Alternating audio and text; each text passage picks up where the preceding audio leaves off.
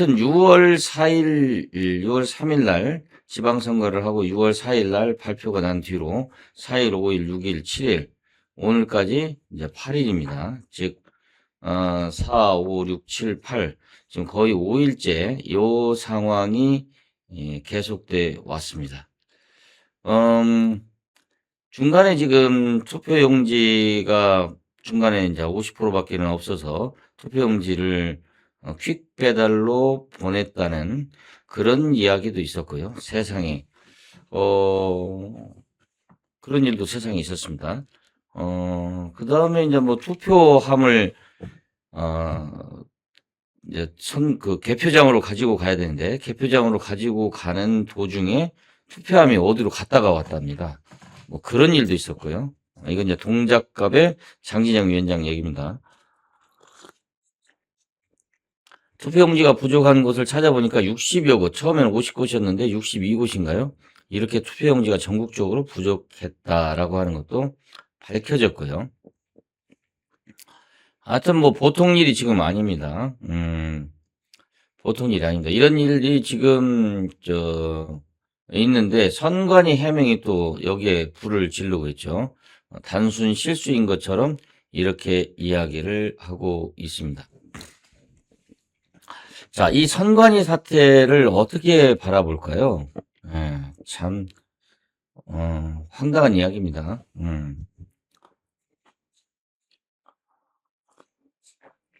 여러분, 선거라고 하는 건요. 선거라고 하는 건 총만 안 들었지 사실 전쟁하는 거와 똑같습니다. 왜 정당을 파티라고 하냐? 즉 부분이잖아요, 부분. 그리고 그 부분을 법률이라는 헌법이라는 테두리 안에서 인정을 하고 법적인 보호를 받고 있습니다. 그 부분이 전체 국가 공동체를 또는 사회를 운영하는데 권한을 두고 총만 안 들었지 내전을 경쟁을 하는 거잖아요. 그 경쟁이라고 하는 게 옛날에는 뭐 칼 들고 총 들고 해서 상대방을 죽여야만 자기가 권한을 갖게 되는 일들이 있었다고 한다면 근대 문명에서 가장 중요한 것은 이제 재산을 가진 사람, 처음에 이제 재산을 가진 사람들이 투표권을 행사하게 됐고 그것이 전부 모든 사람들에게 투표권을 갖게 되는 그런 상황으로 발전을 했고 중간에 보면은 대표 없이 과세 없다. 즉 국가라고 하는 것이 세금을 걷어서 세금으로 먹고 사는 사람들이 생기는 거잖아요. 그 세금으로 먹고 사는 사람들 우리는 관료라고도 하고 또는 뭐 공무원이라고도 하고 그러는데요. 이 세금으로 먹고 사는 집단이 형성되면서 이걸 어떻게 뽑을 거냐, 어떻게 만들어낼 거냐 하는 걸 선거로 한 거죠. 그리고 또 세금을 낸 사람들을 통치하는 행위, 즉 세금을 더 걷는다든지 거둔 세금으로 무엇을 할 것인지 이런 것들을 결정하는 권한들을 선거를 통해서 뽑아서 주잖아요. 그러면 이 선거에서 단 한 표만 이기더라도 인정한다는 원칙 하에서 운영이 되는 겁니다. 단 한 표라도 이겨도 또는 동점표가 나오면 누구로 선택할 거냐? 연장자로 선택을 한다. 뭐 이런 규정까지 세세하게 만들어서 선거 제도를 운영해 왔습니다. 그런 공정하게 진행된다는 믿음 하에서 수긍하고 인정하고 진행을 왔는데 이것이 수긍할 수 없는 방식으로 진행된다고 하면 총칼만 안 들었지 전쟁이라고 하는 이 정치의 영역에서 어떤 일이 벌어지겠습니까? 결국은 총칼을 들 수밖에 없는 상황이 되잖아요. 그렇게 하지 않도록 관리하는 게 바로 선관위의 임무입니다. 선거관리위원회는 그런 임무를 가지고 있는 것이죠. 그런데 이 선관위가 총칼이 없는 전쟁, 선거라고 하는 것을 잘 관리해서 모두가 승복하게 만드는 것이 파괴됐을 때 벌어질 책임에 대해서 정말 절감했다고 한다면 이런 식의 선거 관리는 있지도 않았을 겁니다. 그 다음에 또 이제 이게 헌법상의 독립기구라고 지금 그러는데, 이 독립기구라고 하는 것을 무소불위의 권력기관으로 만든 것은 사실상 아이러니하게도 헌법재판소였습니다. 헌법재판소는 감사원이 선거관리위원회를 감사할 수 있다라고 하는 규정에 대해서 위헌 판결을 내렸습니다. 그래서 이 선거관리위원회에 견제하거나 감시할 수 있는 기구가 없는 거예요. 국회에 불러다가 혼내는 거 말고는 있을 수가 없고, 또 국회의원들은 선거관리위원회 밑보이면 크나큰 불이익이 있다고 생각을 해서 그런지 선거관리위원회를 공격하는다든지 하는 일에 있어서 굉장히 소극적입니다. 제가 이번에 하다 보니까 선거관리 사무장, 선거 캠프의 사무장 역할을 제가 했죠. 그러다 보니까 선거관리위원회에 가가지고 하는 일들이 정말 많았습니다. 근데 이 선거관리위원회 가서 하는 일들의 대부분은 도장 잘못 찍었으니 도장 바꿔갖고 와라. 서류에 뭐 기입을 잘못했다. 뭐 삭, 맺자. 뭐 이런 식으로. 뭐 자기들, 내가 그랬어요. 아니, 이럴 거면 인터넷으로 접수를 받아가지고 잘못된 거 있으면 전화로 고치라고 해서 다시 접수하고, 그 다음에 도장은 인터넷으로 있는 인감이나 이런 걸로 찍어서 제출하게 하면 되지. 꼭 인주문처 가지고 도장 찍으라고 하는 이런 게 어딨냐. 은행도 이런 거 안 한다. 그런데 소용이 없었습니다. 이런 관행이 익숙하다 보니까 이 사람들이 자신의 갑 중에 갑으로 됐고요. 그래서 온갖 부실하고 부정한 일들이 잘못된 일들이 선거 관리에 차곡차곡 쌓여 있었죠. 가장 대표적인 게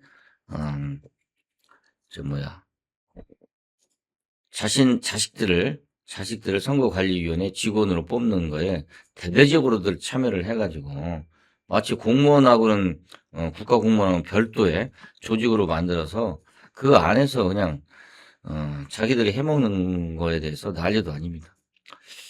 우리가 선거관리위원회가 큰 선거가 2년에 한 번씩 있는데 2년에 한 번씩 있는 이 선거관리위원회에 선거관리를 해야 되는데 올해만 하더라도 180 몇 명인가요? 지금 휴직 상태랍니다. 그러니까 뭐 선거 바쁠 때는 휴직해버리고 이런 무책임한 일들이 선거관리위원회에 있었다라고 하는 사실들이 이미 그 전에 다 밝혀졌음에도 불구하고 이걸 손을 못 받게 한 겁니다. 예. 그러니까 지금 벌어지는 일들이 과연 어떤 사건인지 어떤 것이 본질인지에 대해서 서로 시각차가 있는 게 사실입니다. 지금 잠실에 모여있던 우리 젊은이들의 생각은, 요구사항은 딱 하나입니다. 재선거를 해라. 요건데 저는 이제 원칙적으로 재선거와 관련돼서 이것은 선거 자체가 무효일 수밖에 없고, 그래서 재선거가 필요하다. 이런 거에 저는 처음부터 주장을 한 바가 있습니다. 뭐 선거가 오염됐고 결과가 오염됐고 뭐 등등등 선거 관리가 엉망이고 뭐 등등등 다 있습니다만은, 자, 이런 요구를 우리 젊은이들이 하고 있습니다. 재선거라고 하는 구호에 나타난 것은 응집된 이야기는 자신의 참정권이 침해된 것에 대해서 원상회복해달라, 내 권한을 인정해달라, 이렇게 국민의 기본권을 박탈한 거에 대해서 책임을 묻고 그것이 두 번 다시 일어나지 않아야 된다라고 하는 요구가 바로 재선거 요구라고 저는 보고 있습니다. 뭐 우리가 어디 가서 잘못된 일이 있으면 책임져라, 타도하자, 물러나라, 이렇게 얘기하는 것이 당연하다고 할 수 있듯이 청년들의 요구사항은 저는 지극히 당연하다고 보고 있습니다. 그런데 이제 6월 3일 밤부터 제가 서울시 선관위도 달려갔죠. 제가 서울시 선관위도 달려갔었는데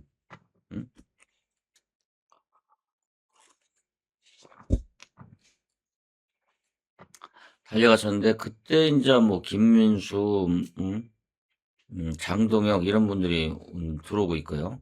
그다음에 거기 온 사람들이 약간 한편에서는 오세훈 시장 캠프에서 온 사람도 있고 한편에서는 또 다른 사람들이 있었는데 제가 보면은 이제 과거 윤 어게인 부정선거 이런 것을 주장하는 사람들이 또 상당수 있더라고요. 그래서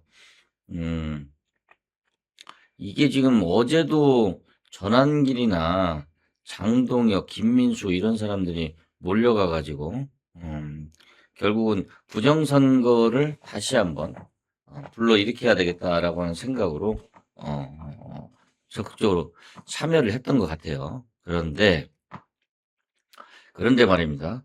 우리 거기에 참여하고 있는 청년들이 전환기나 이런 사람들을 나가라고 요구를 했다는 거예요. 즉 자신들의 순수한 집회, 요구 이런 것을 외부 정치인들이 이용한다든지 또는 본인들의 뜻이 왜곡되는 방식으로 전달돼서는 안 된다. 그래서 결국 김민수는 자유대학 애들을 데리고 청와대에 가서 집회를 한다고 해서 떠났고요.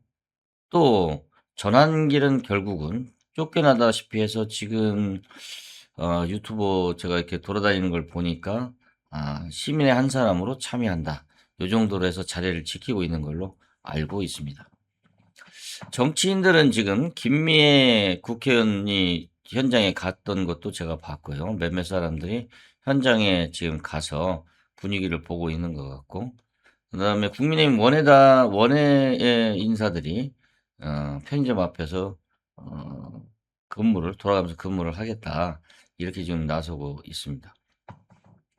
제가 우려했던, 이게 부정선거론으로 판을 깔고 그 위에서 또, 좋은 먹잇감이 생겼다고 해서 사람들이 그런 극우 유튜버나 이런 사람들이 거기에서 난장을 피지 않을까 이런 생각을 했는데 그런 것은 원천적으로 참여한 젊은이들에 의해서 차단됐다고 알려져 있습니다.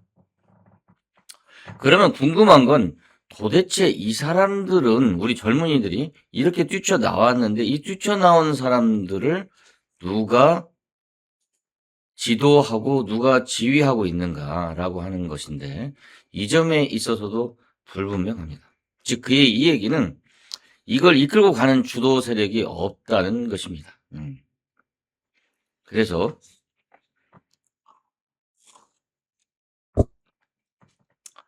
도대체 이 흐름이 어떻게 진행되고 어디까지 나아갈지 지금 아무도 모른다고 합니다.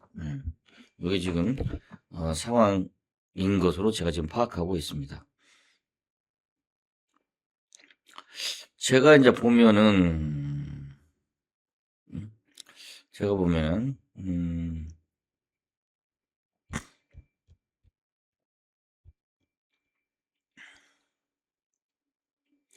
뭐 무슨 이 젊은이들이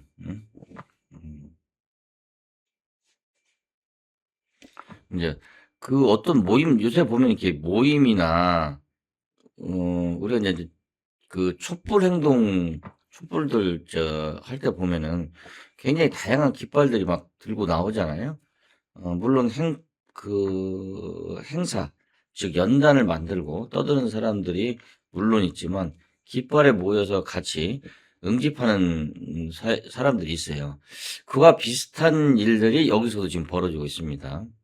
제가 한번 보면 청년 독서 포럼, 춤별혼 뭐 이런 모임도 나가서 이제 이 성명서도 내고 거기 나가서 참여도 하고 좀 그런 것 같고요. 청년 리더 연합 뭐 이런 데서 앞으로 행동 방향이나 이런 것들을 또 이야기하는데 청년 나침반 의장 이런 사람의 이름으로 이름이 나간 것도 있고요. 보니까 굉장히 다양한 청년들이 나가서 자신들의 주장이나 요구사항을 지금 막 분출하고 있는 거예요. 이것을 일방적으로 아니다, 이 애들이 뭐 극우 세력이다 이렇게 이야기하는 것은 좀 핀트가 안 맞는 얘기인 것 같고요. 이걸 이제 이용하려고 하는 세력들이 있는데 이용하려고 하는 세력들 예를 들면 전환길이나 뭐 김민수나 이런 사람들에 대해서 상당히 거리감을 두려고 하고 있다. 이런 겁니다. 저도 한번 어제 가보려고 거의 뭐 서초까지 갔는데 뭐 다른 사정으로 제가 어, 잠시까지 가지 못했습니다. 자, 요렇게 지금 상황에 대해서 한번 정리를 했고요. 그 다음에 두 번째로 제가 얘기하고 싶은 것은 이건 누구 책임이냐, 누구 책임이냐 하는 겁니다. 저는 이 책임은 이재명 책임이라고 단언을 합니다. 무슨 얘기냐면 마치 선관위의 부실한 선거 관리이고 선관위가 잘못한 것이기 때문에 독립기구인 선관위와 대통령은 별개의 것이다 라고 이야기하는데 이건 잘못된 이야기입니다. 즉 헌법 수호의 의무가 있는 사람이 누구죠? 바로 대통령입니다. 헌법 수호 의지가 없다고 해서 탄핵받은 사람이 누구죠? 박근혜 전 대통령입니다. 즉 국민들이 이 요구하는 것에 대해서 국정농단에 대해서 항의하고 하는 문제에 대해서 이걸 스스로 대응하거나 관리할 생각을 포기했잖아요. 그거 자체가 결국은 헌법 수호 의지가 없다고 판단을 한 겁니다. 즉 헌법이 지금 헌법이 이 작동이 안 되는 상태가 생긴 거잖아요. 이 모든 국정 전반에 대한 책임은 사실 이재명 대통령이 있습니다. 그래서 이 문제를 해결하는 방법은 결국 대통령이든 국무총리든 정부와 정당에서 물론 이제 정부가 제일 먼저 나서서 해줘야 되는 일입니다. 이건 대통령이 직접 개입해서라도 이 문제에 대해서 어떻게 하겠다라고 이야기를 하든지 아니면 당사자들과 대화를 통해서 자진 해산할 수 있도록 문제 해결을 하고 난 다음에 자진 해산할 수 있도록 해결책을 제시해 줘야 됩니다.